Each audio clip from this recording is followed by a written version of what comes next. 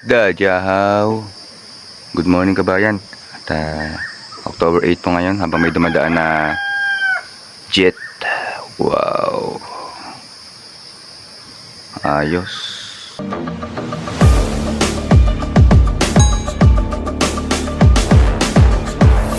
Ang season po ng Taiwan kabayan ay mag-start po yan ngayong buwan ng October at papasok na po yung fog hanggang November, December, January, February at medyo malamig pa ng March kabayan.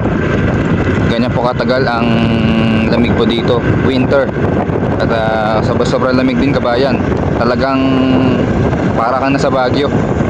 Dito sa amin kabayan ay probinsya ng Taytong. At dito po ang pinaka-center ng Atisan kabayan. Kaliwa kanan po yan. Dito po ang pinakamaraming farming ng mga atis. At napakasarap na prutas, matamis. Malalaki po ang atis dito kabayan.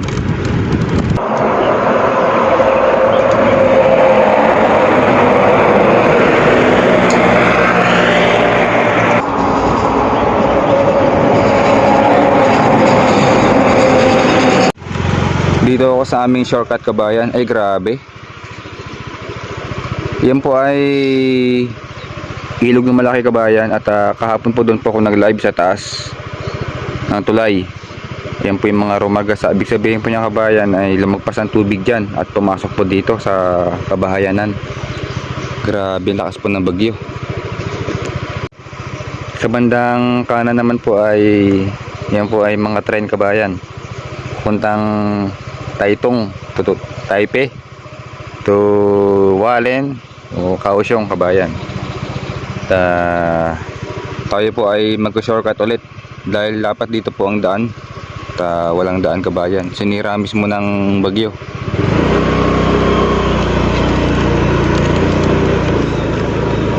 Grabe po, naka-close road po ito.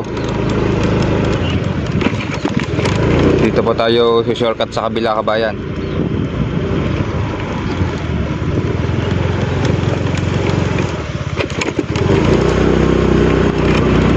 May mga playground.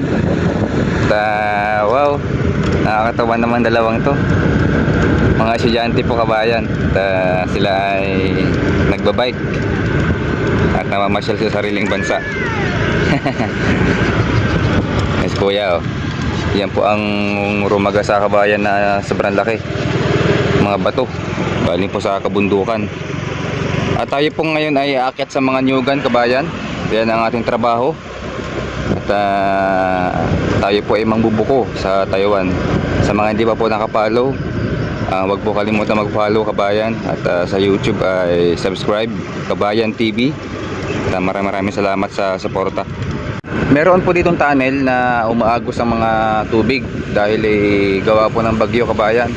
Hindi pa po nauubos sa pinakataas ang naipon na ulan. At po atin pong i-share sa inyo yan. Yan po ang tubig na rumaraga sa kabayan. Oo. At dito po kami aakyat sa Nyugan ng Amo. Yan po ay tamang taas lang. At yan po ay trabaho na mahirap kabayan na ating pinatos alang-alang sa pamilya. At bukod po doon, meron pa po ditong rumaraga sa kabayan. Pero wala po yan gawa lang po ng bagyo kabayan. At sobrang lakas ng ulan. Mga 5 araw na po yan na umaagos. At hindi pa po tayo nakakain. Dito pa tayo kakain sa Nyugan kabayan.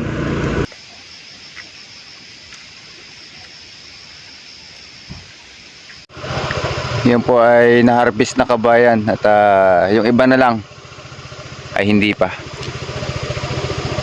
Kaunti ang bunga. At yung mga walang bunga kabayan, di na namin naakyat. Dagdag pagod lang.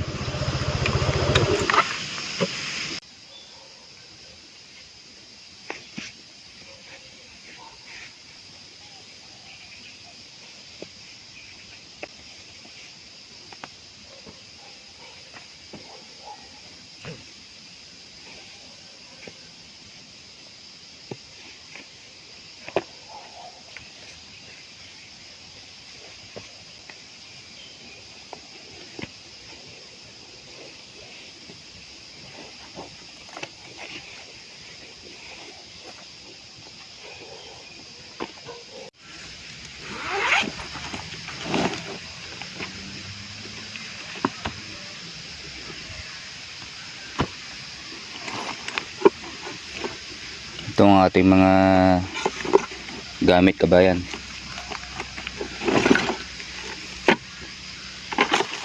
Karet, belt. At meron tayo dito pang spray para sa kalaban sa taas. Insecticide kabayan. Sa mga ano pa yan, lulumbo. At mga langgam.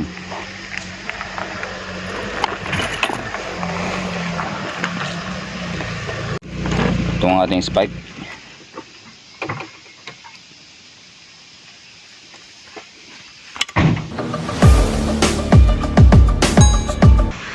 Tanghali po kabayan ng 10:30 at yan po ang aming binaba. Dito po kami sa bodega ngayon at tayo po ay kakain na. At yan po ay ibebenta sa Taytong. Yan kabayan. Ayun na kabayan ng ating pentang. Kain na tayo.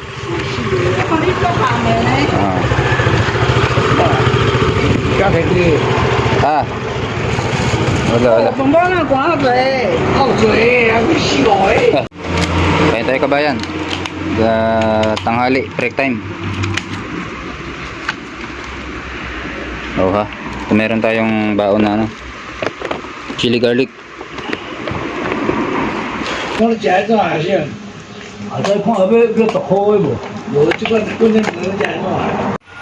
Tayo po ay nagpatuyo ng medyas kabayan at panipin sa paa. Diyan pa tayo nakaparada katapos na po kumain. Doon po tayo magpapahinga kabayan. At ito ay antay sa lamok, langaw para tuloy-tuloy ang ating pahinga ngayon.